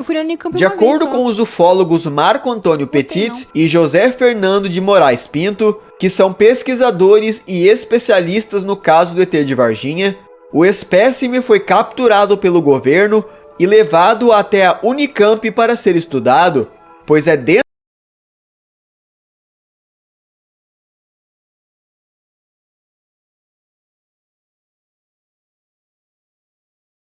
da Unicamp que existe um laboratório secreto especializado na pesquisa e estudo de seres extraterrestres, denominado Pavilhão 18. Essa narrativa é repercutida pelos próprios ufólogos, que dizem ter adquirido essas informações por meio de testemunhas e contatos no exército. A Unicamp respondeu a essas acusações, afirmando que não possuía um laboratório secreto e, de acordo com o exército brasileiro, o ET de Varginha era na verdade um homem com deficiências mentais chamado Mudinho, que morava próximo ao local que o ET foi avistado. Não acredito, sério? A Serra do Roncador é uma região Sério, eu não sabia que tinham chegado nessa conclusão. localizada bem no centro geográfico do Brasil, Sério? no estado de Mato Grosso, entre o rio Araguaia e o Rio das Estudaram Mortes. o Mudinho, A coitado. serra tem esse nome por conta do estranho o Mudinho barulho foi emitido pelas montanhas ao anoitecer, que se assemelha a alguém roncando, causado Infere pela o som forma do que ET, o parece vento que o ET passa virou. pelos rochedos. Além dos barulhos, a serra é também conhecida por ser um grande centro de atividades paranormais e avistamentos de OVNIs. Durante séculos e até os dias de hoje, a maioria das pessoas e turistas que passam pela região afirmam terem visto objetos brilhantes no céu, experienciado algum evento paranormal, ou até mesmo avistado seres que se semelhavam a humanos, mas brilhavam e desapareciam quando avistados. Na Serra do Roncador também existe a chamada Lagoa Encantada, que recebeu esse nome por conta de crenças indígenas que a lagoa possui propriedades mágicas. Atualmente, grande parte da região é povoada por indígenas, que raramente permitem a entrada de forasteiros em certas partes da serra por crença que elas são sagradas. Em 1925, o arqueólogo e explorador britânico Percy Fawcett iniciou uma expedição para a Serra do Roncador, acreditando que a serra escondia uma civilização perdida. Contudo, Percy e todos os membros de sua expedição desapareceram ao chegarem no local. Foi estudado, gente. Mesmo após diversas tentativas de resgate, Percy e seu grupo nunca foram encontrados. E embora existam teorias que eles foram mortos por indígenas ou animais selvagens, até hoje não existe uma prova concreta para o paradeiro e destino de Fawcett. A Ilha de Marajó é uma infame ilha no Pará, marcante por seu baixo desenvolvimento e escândalos de tráfico humano. Na ilha, existem inúmeros casos de pessoas desaparecidas, principalmente crianças. A Polícia Federal já prendeu inúmeros suspeitos de sequestrar e traficar crianças, vendendo cada uma por cerca de R$1.000. Nossa! Até os dias de hoje. Que isso? R$1.000 só? Que isso? Hoje existem relatos. Pô, não se, pelo amor de Deus, né? Não se trafica criança, né? Mas porra, vender o filho por R$1.000, gente? Isso. Relatos de pais que perderam suas crianças após sequestros. Esse caso já foi denunciado por moradores locais, por representantes da Igreja Católica, por ONGs, por ministros, por celebridades, mas a crise de tráfico humano ainda perpetua por inatividade do governo. Embora esses casos já sejam trágicos por si só, existem teorias que apontam que esses escândalos da ilha de Marajó sejam apenas a ponta de um iceberg. Várias redes de pedofilia em outros países tinham vítimas vindas de países latino-americanos, e é possível que muitas das vítimas em lugares como a ilha de Epstein tenham sido sequestradas ou compradas da ilha de Marajó. Algumas teorias também afirmam que a perceptível inabilidade do governo de lidar com a crise vem por interesse, e que diversos políticos do Brasil estejam envolvidos nessa rede internacional de tráfico humano, como no caso da cidade de Coari, onde o prefeito Adail Pinheiro foi condenado a 57 anos de prisão por participar de uma rede de exploração sexual de crianças e adolescentes. Nossa, isso aqui é 2017, ó. Adail Pinheiro estava preso por submeter criança ou adolescente à prostituição, ó. A Burschenschaft Paulista, informalmente conhecida como Bucha, foi uma sociedade secreta brasileira de viés maçônicos que existiu durante um período de 100 anos, desde 1830, no início do Império, até 1930, com a ascensão de Vargas. A Burschenschaft tem sua origem na Alemanha e foi trazida ao Brasil pelo imigrante alemão Julius Frank. A sociedade possuía uma restrita hierarquia. Membros deviam pagar uma taxa mensal com base em sua posição dentro dela. A única maneira de entrar era por indicação de algum membro, e ninguém dentro da bucha poderia falar, mencionar ou reconhecer a existência da bucha. Não sabia disso. O propósito da sociedade era proliferar o liberalismo no Brasil e apoiar a queda da monarquia. Seus membros eram encorajados a tomarem posições importantes e influentes dentro da sociedade brasileira, como professores de universidade, militares e políticos. Membros da bucha deveriam ajudar outros membros da bucha a atingirem seus objetivos, com o objetivo final de tomar o controle das instituições, depois do governo, e enfim, instaurar a República Liberal visionada pela sociedade. Ao fim do século XX, a Burschenschaft era uma das, ou a sociedade mais influente do país, com nome alemão. Foi fundado por um alemão isso aqui, hein? Contando com o apoio de diversos políticos e recentemente dos Barões do Café, que agora apoiavam o fim da monarquia por conta da Lei Áurea, que aboliu a escravidão e alienou os barões escravocratas contra o reinado de Pedro II. Após o golpe republicano, a Burschenschaft passou a ser a de facto governante do Brasil no período marcado por corrupção, H Game tá conseguindo passaporte italiano, aí sim. Boa noite. Instabilidade e eleições fraudulentas que foi a República Velha e a política do café com leite, onde vários presidentes do Brasil e figuras influentes do governo eram membros da bucha, como Campos Salles, Prudente de Moraes, Rodrigues Alves, Washington Luiz, Júlio Prestes, Alfonso Pena, Venceslau Braz, Arthur Bernardes e Rui Barbosa. A bucha acabou perdendo seu controle após a Revolução de 30, onde um grupo de militares da chamada Aliança Liberal impediram a posse de Júlio Prestes e instauraram Getúlio Vargas no poder. A existência da bucha só seria revelada quando membros da sociedade chegaram a revelar ela após a Revolução de 30. A história da bucha exibe o quão facilmente uma nação grande como o Brasil pode ser de facto governada por uma sociedade secreta. Vá, tá bom. Até parece que a gente não iria saber, enfim. Alimenta teorias sobre Illuminatis, maçons e possíveis sociedades secretas em escala global.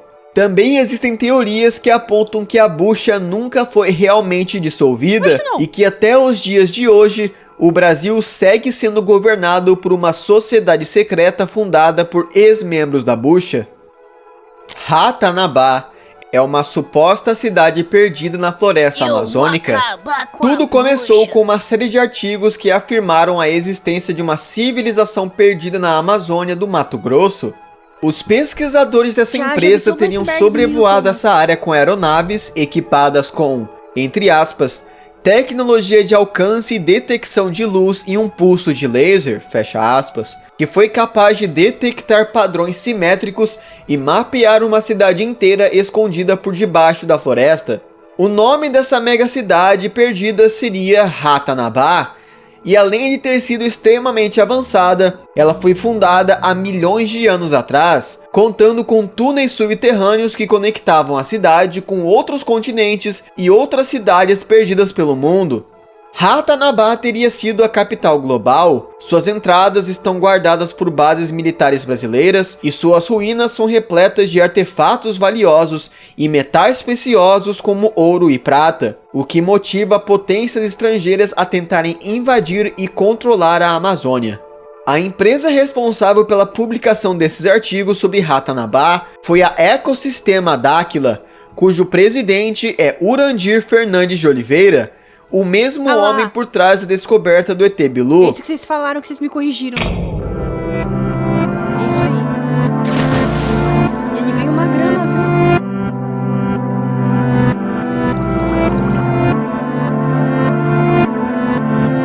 Hiperbórea, caramba. Todas as celebridades são inorgânicas.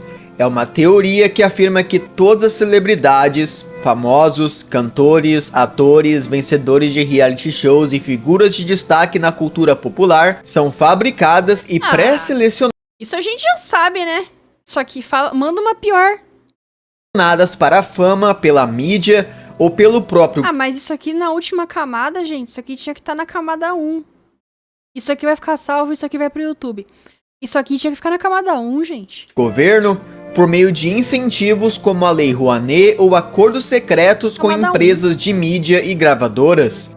Dessa forma, as únicas pessoas a conseguirem destaque na sociedade só chegariam a esse ponto por incentivo dessas partes, pois suas músicas sempre tocam nas rádios, pois sempre são inseridas em papéis de destaque em novelas, pois reality shows são fraudados para garantir sua vitória, etc.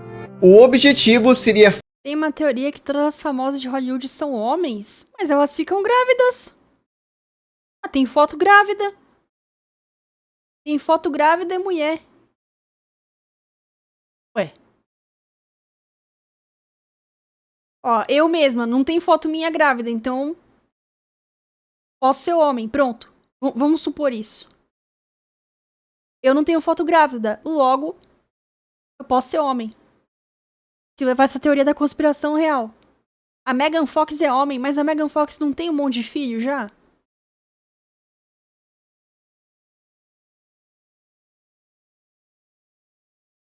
Falam que a Gal Gadot é trans. Que trans? A mulher teve um monte de filho. Vocês estão loucos? Tem foto dela no Instagram. Grávida? Você faz xixi em pé? Não. Não, gente. Que isso? Os filhos são a cara dela. Tá doido? Por isso que você tem tanta testosterona. Isso pode acontecer, isso não interfere em nada. A mulher do Macron é homem. Pra mim é assim. Foto grávida, então prova. E a foto não pode ser Photoshop. Gal Gadot tem filho, ué. Filhos dela com outra mulher. Agora eu vou falar que o homem ficou grávido. A mulher... não, aí vocês... Pronto, começou. Barriga falsa. Photoshop. Michelle Obama é homem? Não tem foto da Michelle Obama grávida.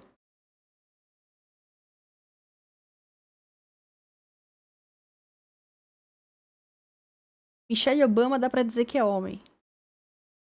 Tem uma teoria aí. Vocês viram que parece que o Obama pulou a cerca? Vocês viram, gente? Que parece... Falaram supostamente que o Obama é a Jennifer Aniston do Friends? Falaram. Ele cansou, viu? E foi atrás da branca agora. Palmiteiro. Não tem foto da Nostalgia grávida. Falaram. Eu já vi.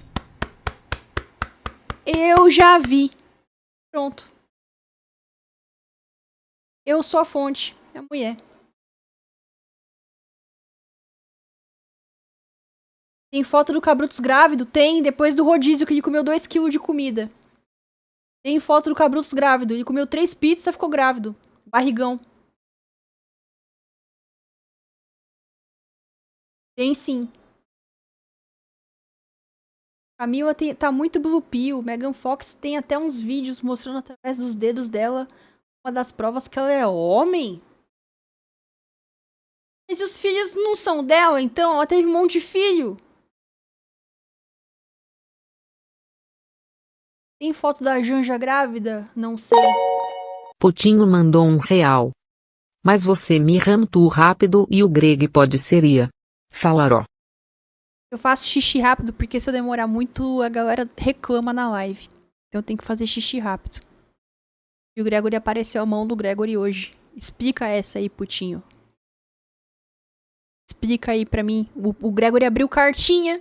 Apareceu a mãozona dele de homem abrindo cartinha aqui. Explica pra mim.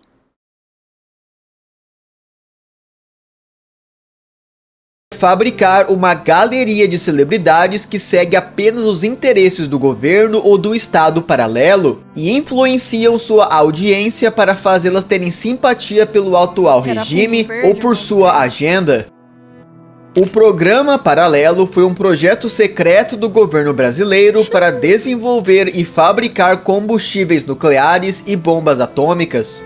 O projeto começou em 1979 e trouxe resultados satisfatórios, com inovações na tecnologia de enriquecimento de urânio e o estabelecimento da Nuclebras, uma estatal que publicamente tinha propósito de meramente pesquisar e desenvolver a tecnologia nuclear do país, mas provavelmente também contribuiu para o desenvolvimento da bomba atômica.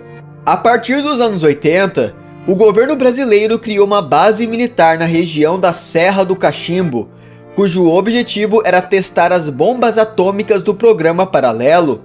A base era extremamente sofisticada e possuía uma rede de túneis de mais de 320 metros de profundidade. Em 85, o regime militar caiu e o novo governo expôs o programa Paralelo ao público e buscou encerrá-lo. A nova Constituição Brasileira de 88 expressivamente proibiu a obtenção de armas nucleares. Ainda em 88, o presidente José Sarney extinguiu a Nuclebras e o programa nuclear brasileiro foi oficialmente encerrado em 1990 pelo presidente Fernando Collor, quando este assinou o Tratado de Não Proliferação Nuclear e demoliu a base da Serra do Cachimbo. Apesar do programa Paralelo ter oficialmente encerrado em 1990, grande parte da infraestrutura do programa segue existindo até os dias de hoje, principalmente ao que se trata do enriquecimento de urânio, onde o Brasil é um dos líderes mundiais. Em 2010, o pesquisador alemão Hans Hill, que também chefiou um departamento na OTAN e é um especialista em armas nucleares, afirmou que o Brasil poderia estar secretamente construindo uma arma nuclear, burlando o Tratado de Não Proliferação e que o programa Paralelo não tinha realmente encerrado em 1990. Ainda de acordo com Hans e com o norte-americano Laboratório Nacional de Los Alamos, o Brasil, se quisesse, poderia criar uma bomba atômica em mais ou menos 3 anos. Algumas teorias afirmam que o Brasil possui uma situação parecida com a de Israel, onde o governo possui de fato armas nucleares, mas simplesmente esconde isso do público para evitar complicações diplomáticas. Vou fazer uma visita lá. O Tesouro da Trindade é um suposto tesouro escondido por piratas no arquipélago brasileiro de... Duvido que Israel não tem arma nuclear. Eu duvido. Duvido, cara. Duvido. Eu duvido. O povo não é bobo, não. O Brasil guarda bomba atômica, sim. De outros países. A teoria que eu te falei se chama Transvestigation. Será que eu posso pesquisar isso no Google? Acho que vai dar merda se eu pesquisar isso no Google. Vai aparecer coisa ruim, né? Putz. Pera aí, gente. Deixa eu ver se eu posso pesquisar isso. Acabando esse vídeo, eu pesquiso. Trindade e Martim Vaz. Tudo teria começado em... Assuntos mandou R$4. Em pleno Dia da Mulher tem gente aqui tentando provar que as famosas são homens. Essa é a prova definitiva que nós homens não ficamos lavando a louça de noite.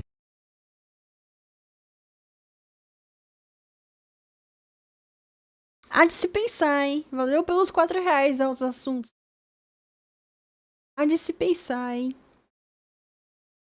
Os homens estão tudo fofoqueiro hoje em dia. Essa é a verdade, viu? Vocês estão tudo fofoqueiro, viu?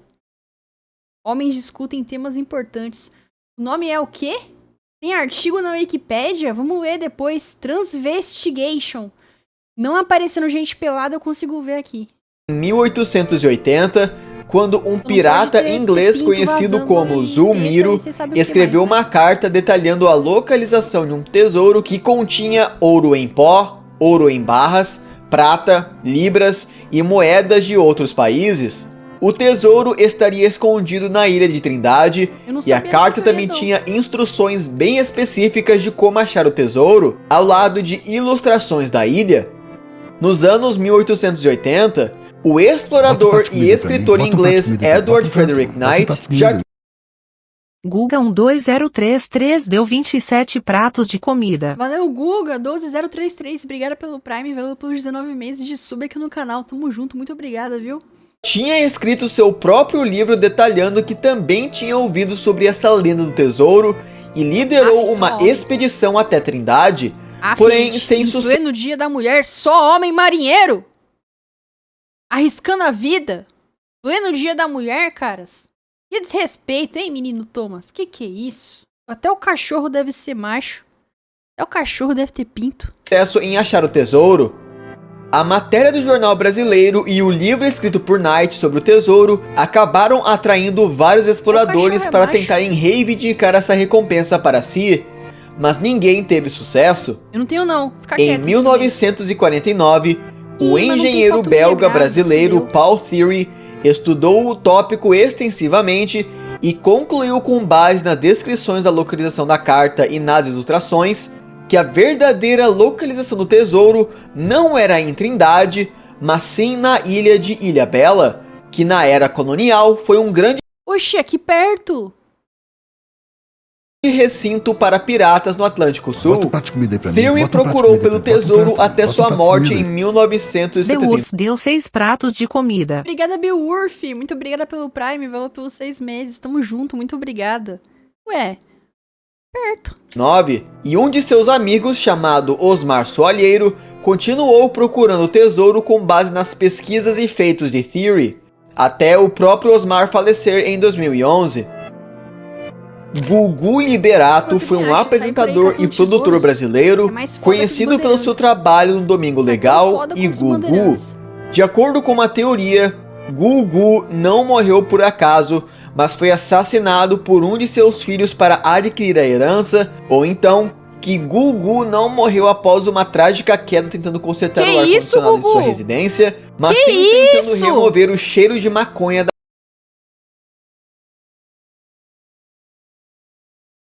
ventilação. Não existe nada comprovando isso, e eu tô incluindo isso no vídeo só porque é uma piada interna. O Vale de Anhangabaú é uma pequena região no centro da cidade de São Paulo, que é dita como amaldiçoada desde os tempos pré-coloniais. Essa região é cercada por 2 rios, o Tamanduateí e o Anhangabaú. O Anhangabaú era temido pelos indígenas.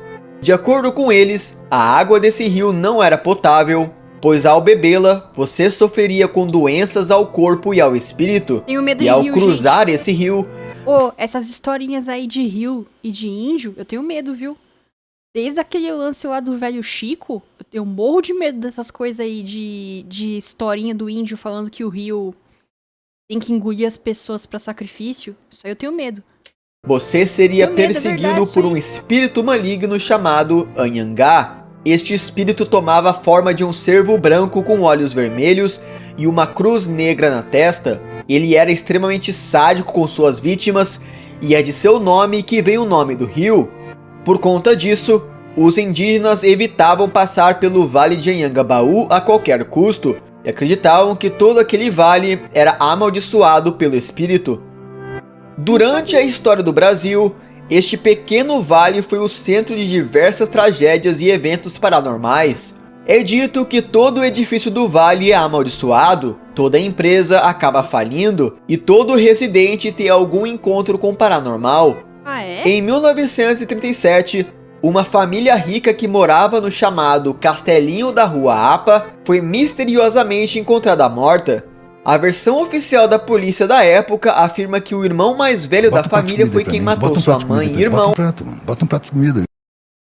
Cude underline Ampola deu 5 pratos de comida.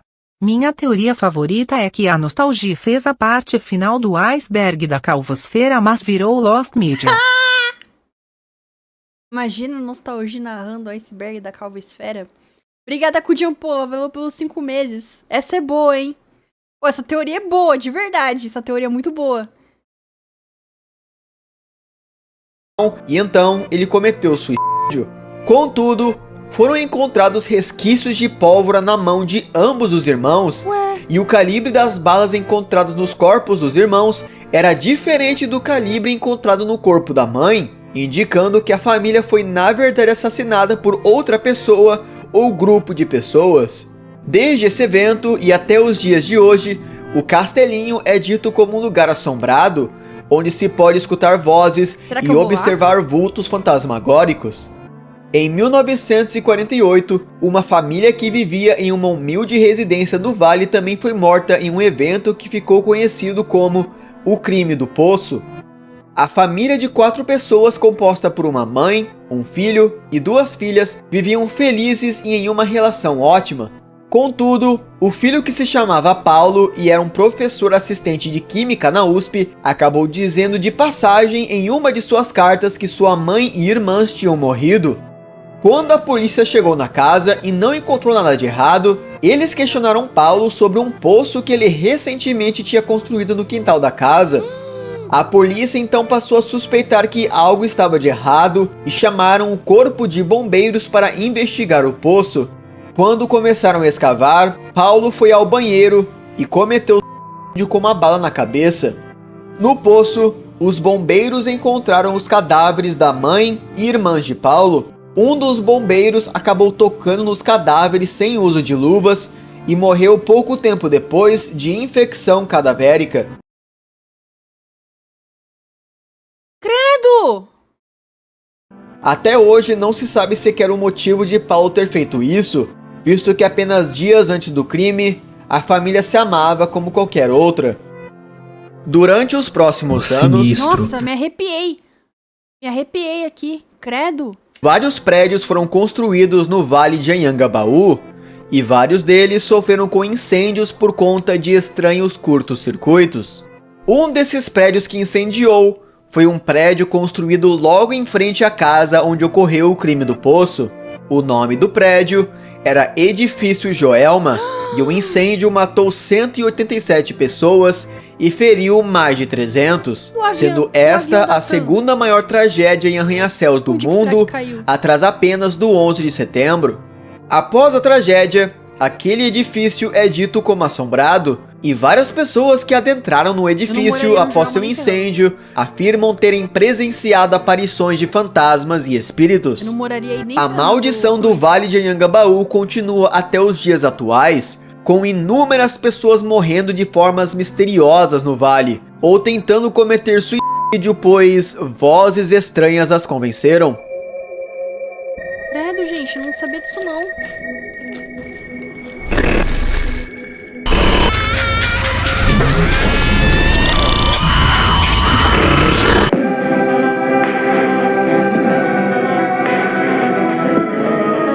Parabéns, menino Thomas. Ficou sensacional, menino Thomas. Transvestigation é uma teoria da conspiração que afirma que muitas celebridades e outros indivíduos proeminentes são transgêneros, ou, inversamente, que algumas celebridades abertamente transgêneros são cisgêneros. Os proponentes afirmam ser capazes de determinar o sexo atribuído aos indivíduos, principalmente por meio de evidências fotográficas de vídeo. A metodologia usada por travestigadores que aderem a essa teoria está sujeita a pareidolia e frequentemente sofre de viés de confirmação. Celebridades proeminentes acusadas de serem transgênero incluem Taylor Swift, Harry Styles, Lady Gaga, Margot Robbie,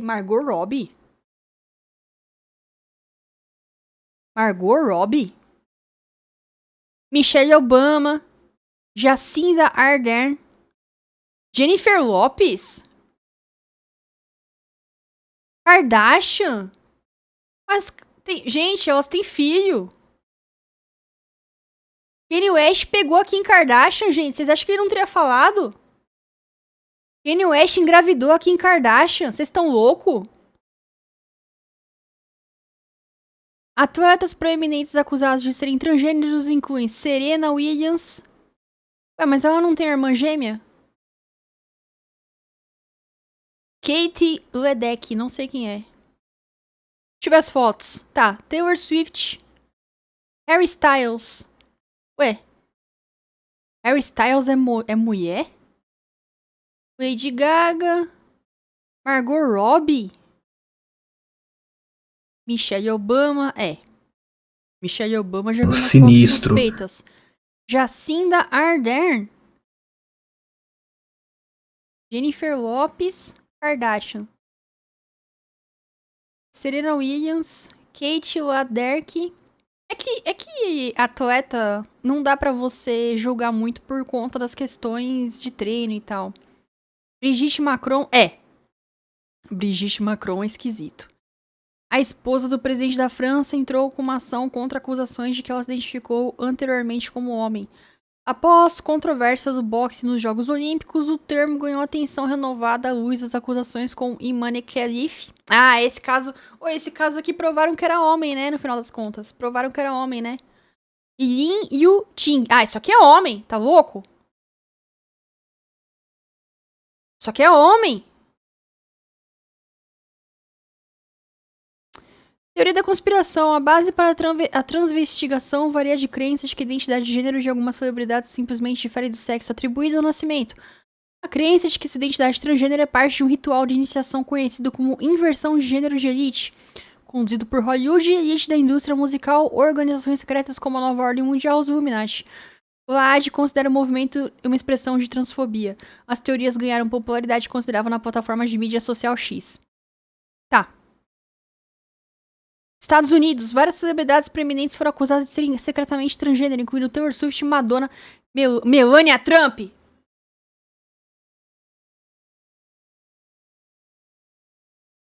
Teve filho.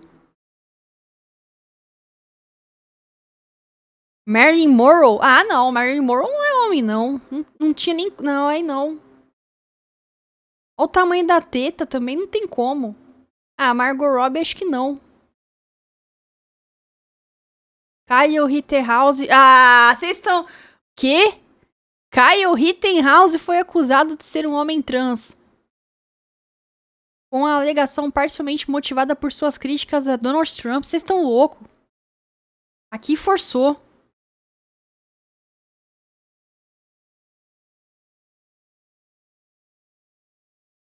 Tá estranho um pouco. Tá meio...